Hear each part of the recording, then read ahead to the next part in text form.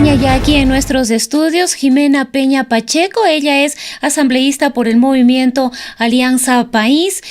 ¿Cómo está? Muy buenos días. Gracias por acompañarnos, asambleísta. Pues quisiéramos arrancar este diálogo con uno de los temas que ha convocado la atención al interior de la Asamblea Nacional y que fue motivo incluso de una denuncia interpuesta por un asambleísta también de aquí de la provincia de La Suay, el asambleísta Esteban Bernal, en relación a la actuación de la asambleísta Sofía Espín, quien, según indicó el propio secretario de la Política, Paul Granda, habría vulnerado los procesos al interior del Centro de Rehabilitación de Mujeres allá en la ciudad de Quito y habría mantenido una reunión con una procesada en el caso Balda, en el que incluso está involucrado el expresidente de la República, Rafael Correa. Pues, ¿cuál es la situación? Entendemos que el Consejo de Administración Legislativa dio paso ya a que se inicie un proceso.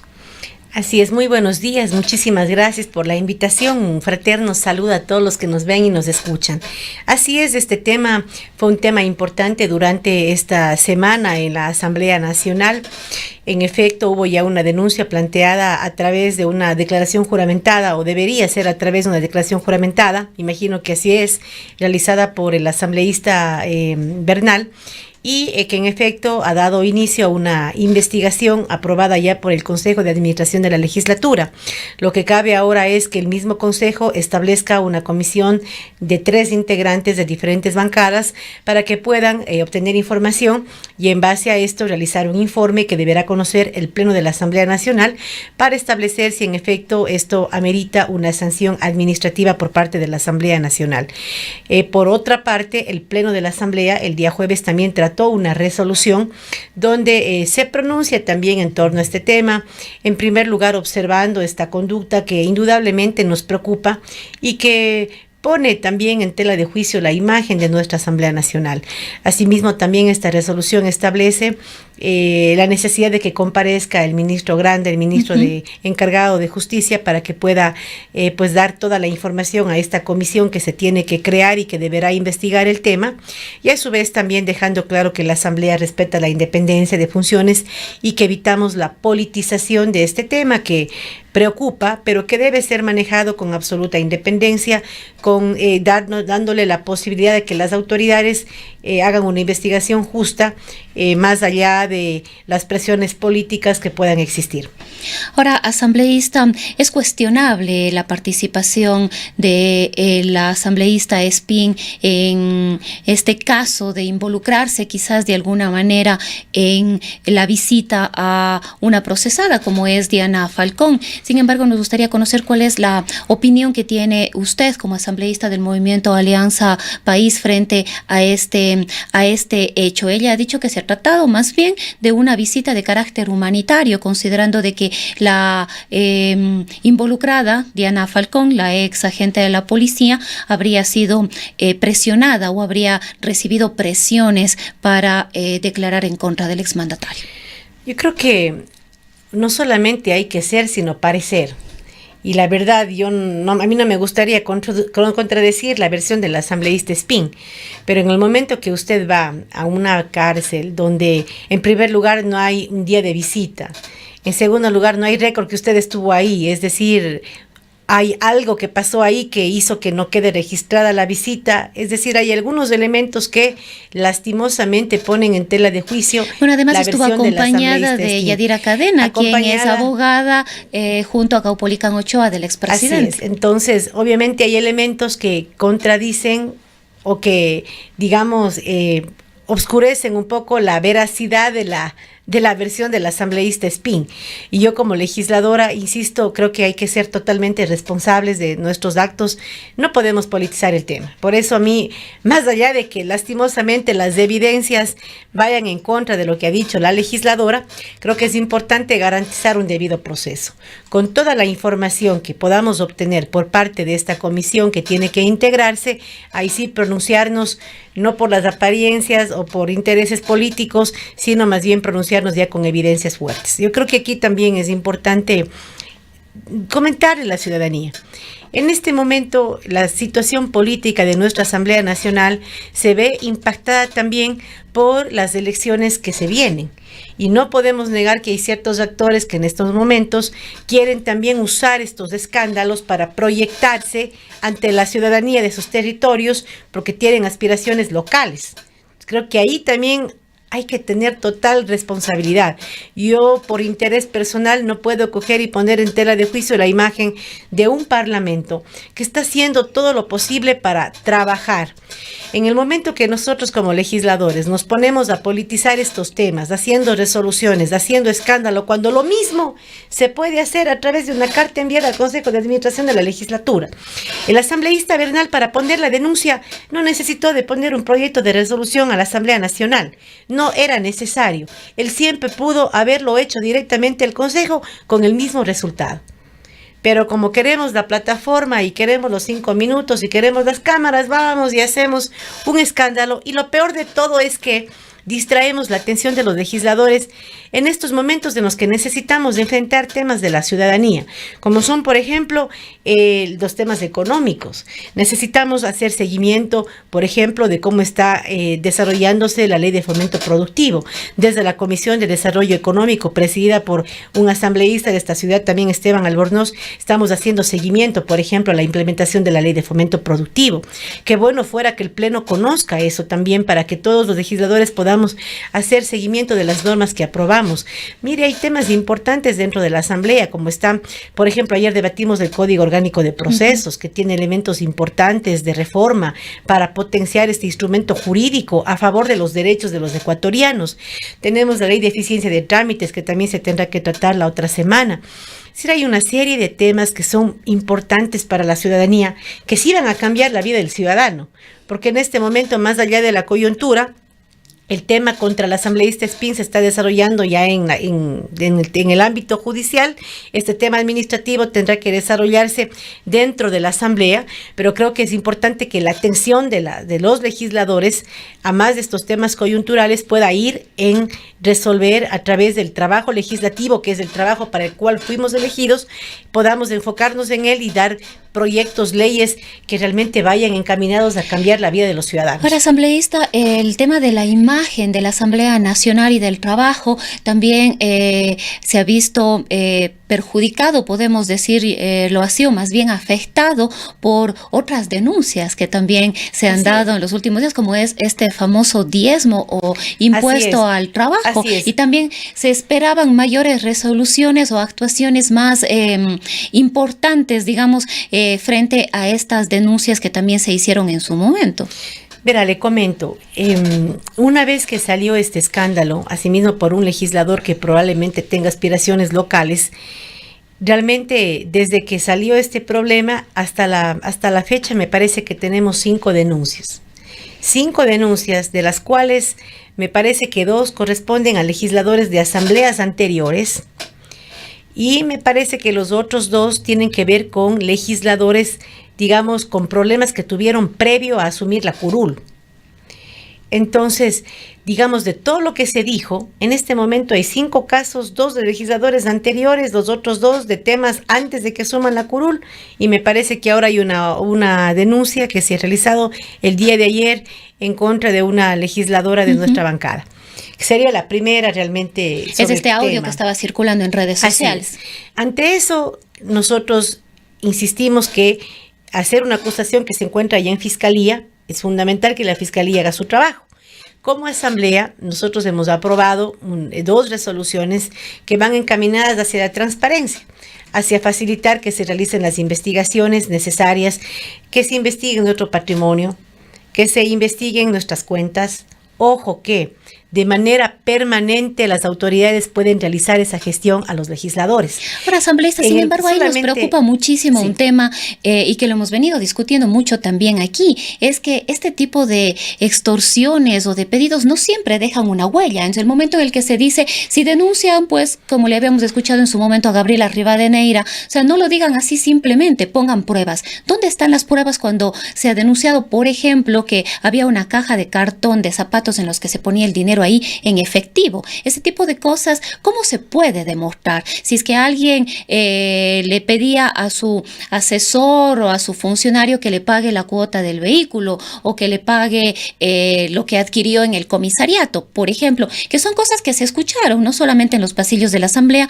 sino que fueron denuncias que salieron hacia afuera. Entonces, en ese contexto nos preguntamos y nos queda la duda de si eso realmente ocurrió, como hay el dicho, cuando el río suena, piedras trae. Si eso realmente ocurrió, ¿cómo lo probamos? Claro, pero es importante que los funcionarios que fueron víctimas de estas extorsiones denuncien.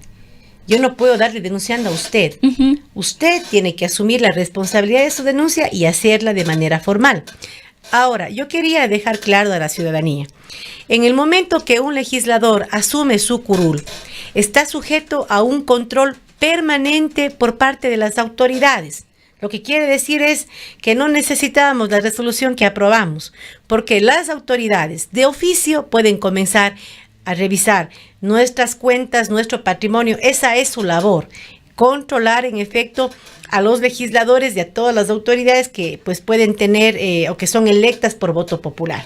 O sea, ese es un elemento. Siempre las autoridades pueden verificar nuestro patrimonio y analizar nuestras cuentas. Nosotros como Asamblea lo que hemos tratado es de promover la denuncia. Incluso la presidenta de la Asamblea, con una resolución del Consejo de Administración de la Legislatura, garantizaron incluso el espacio laboral del funcionario que va a hacer la denuncia. Es decir, le han dicho, si usted denuncia, usted no va a perder su trabajo, usted va a tener estabilidad laboral si es que denuncia. Y de esa manera también precautelando, porque entiendo que pudiera haber temor de ser despedidos en momentos en los que la situación económica es compleja. Entonces, vea, desde la Asamblea se ha tratado de dar esa garantía. No le despiden si usted hace la denuncia. Entonces, creo que ahí son elementos que dan señales de transparencia. Más allá de que puedan haber, de hecho, o pudieran haber legisladores que se aprovechen de esta situación, de su cargo para extorsionar, para pedir, digamos, gastos, que les cubran gastos personales. Insisto, yo creo que es fundamental que el funcionario ponga la denuncia.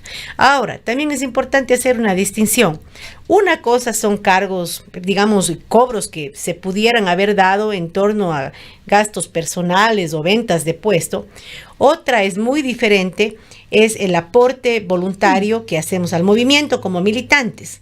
Creo que esos aportes la ciudadanía debe conocer, son totalmente legales dentro de nuestro código de la democracia, dentro de nuestra Constitución. Pero es que además de esos deberían ser voluntarios. Establece es decir, el asambleísta como militante está en todo su derecho de aportar voluntariamente, pero pedirle a su asesor que lo aporte por él, eso ya es otra cosa. De hecho, todos los adherentes permanentes tenemos la responsabilidad de aportar a nuestro movimiento. ¿Por qué? Porque nuestros movimientos son movimientos de gente de base. Nosotros no tenemos un banquero que nos financia nuestro movimiento.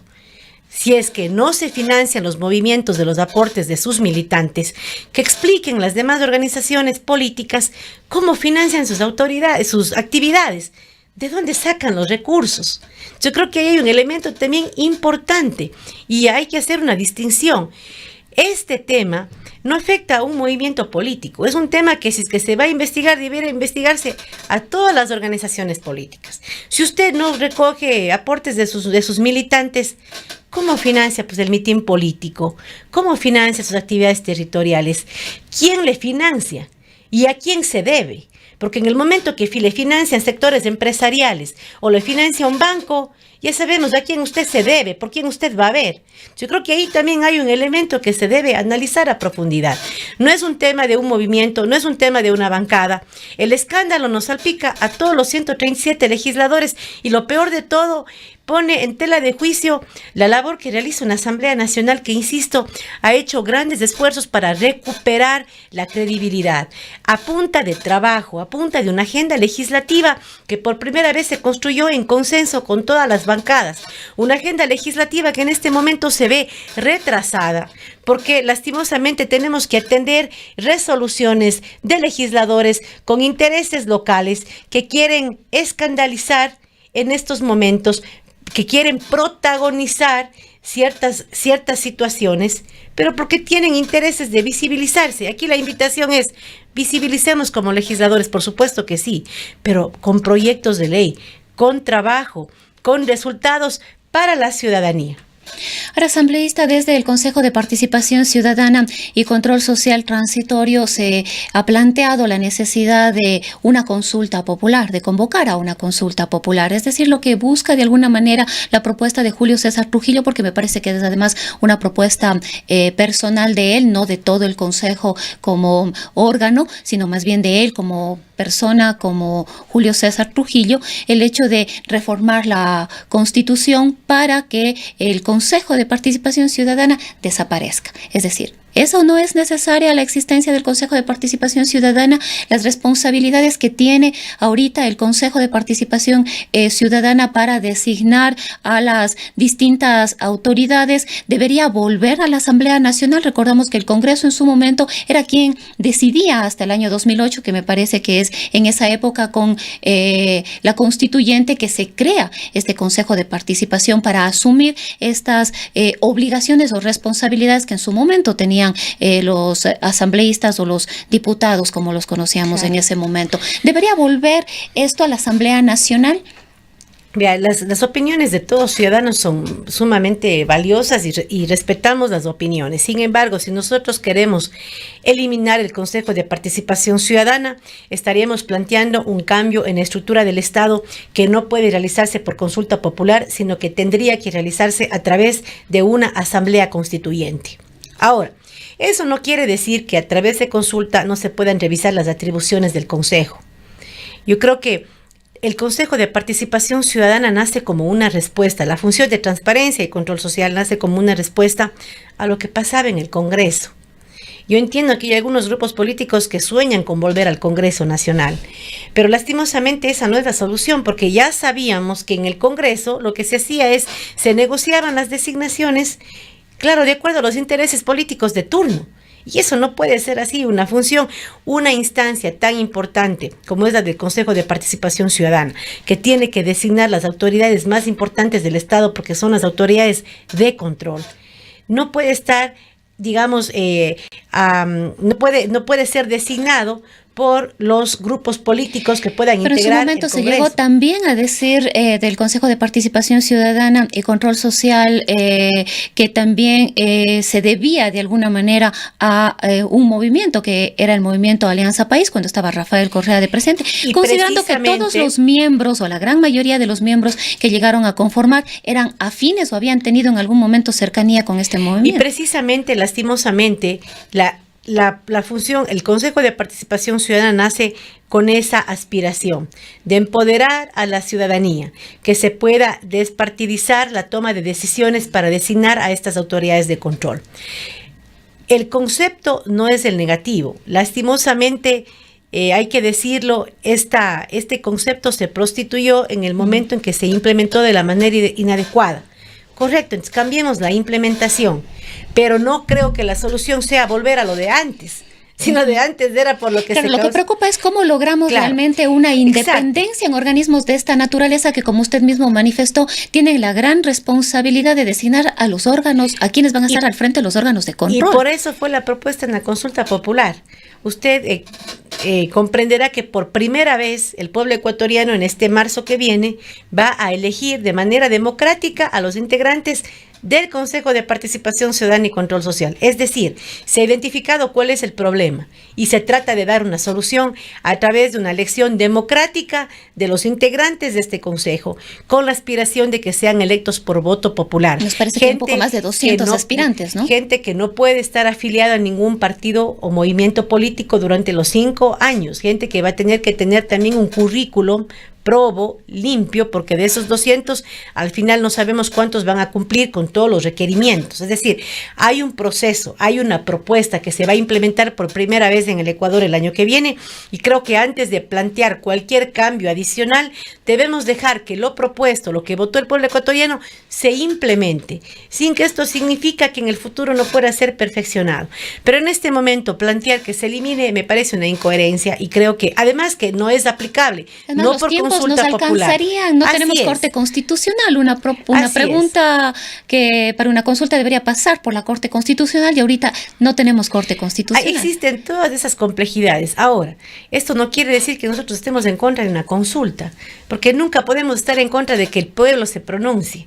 Nosotros como autoridades electas siempre defenderemos la voluntad de nuestra gente, del mandante de pronunciarse en las urnas, pero lo que se consulte tiene que estar en apego a la Constitución y a la normativa que tenemos. Si son cambios constitucionales, no podemos violentar la misma Constitución para hacer cambios. Las enmiendas deben darse de acuerdo a los procedimientos que existe en nuestra Constitución. Si es enmienda, por consulta. Si es un tema que va a cambiar la estructura del Estado, tiene que realizarse a través de una asamblea constituyente. Es decir, los tiempos tampoco nos alcanzarían para llegar a marzo del año 2019. Así es, hubieran complejidades totalmente innecesarias. Más bien creo que lo prudente es avanzar hacia la integración del Consejo de manera democrática, como es lo que ocurrirá en marzo del año que viene. Bien, queremos agradecer a la asambleísta Jimena Peña del movimiento Alianza País.